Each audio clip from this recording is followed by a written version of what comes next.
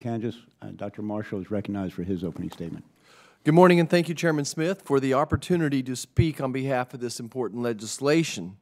I would also like to thank the Chairman, as well as Representatives Dan Lipinski and Randy Weber, for co-sponsoring H.R. 4675, the Low-Dose Radiation Research Act of 2017.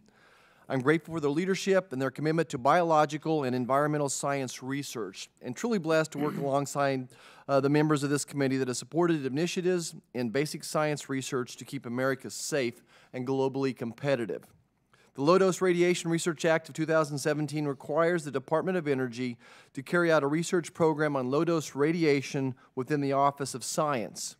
The bill directs the Department of Energy to work with key federal agencies and research communities to develop a long-term strategic research plan. This program will increase our understanding of the health effects that low doses of ionizing radiation have on biological systems. Every day, humans are exposed to low doses of radiation. It's the product of industrial activities, commercial processes, medical procedures, and naturally occurring systems. Research has consistently shown us the adverse health effects associated with high doses of radiation, but the health risks associated with exposure to low doses of radiation are much more difficult to observe, and we are a long way from understanding and accurately assessing those risks.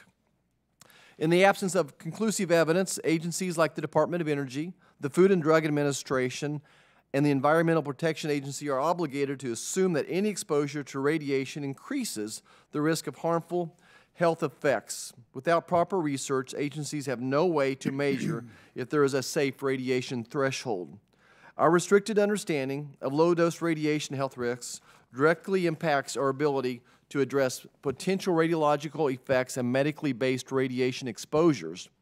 It may also result in overly stringent regulatory standards, inhibiting the development of nuclear energy opportunities and posing an undue economic burden on the American people.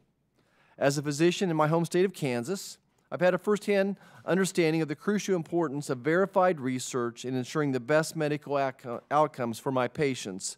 For instance, an adult patient who receives a commuted tomography or a CT scan of the torso is exposed to approximately 3 years' worth of background radiation at once.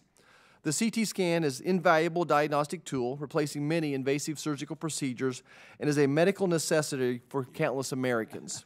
Today, we physicians are unable to inform our patients of the specific health risk with these types of vital imaging processes. There is a broad consensus among the radiobiology community that more research is necessary for federal agencies, physicians, and related experts to make better informed decisions regarding these risks.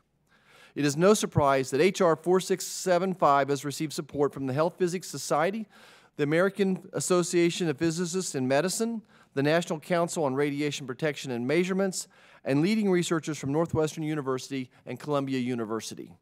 Once again, I'd like to thank Representative Dan Lipinski, Chairman Lamar Smith, and Energy Subcommittee Chairman Randy Weber for co-sponsoring this important legislation. I encourage my colleagues to support this bill, and I yield back the balance of my time. Thank you, Mr.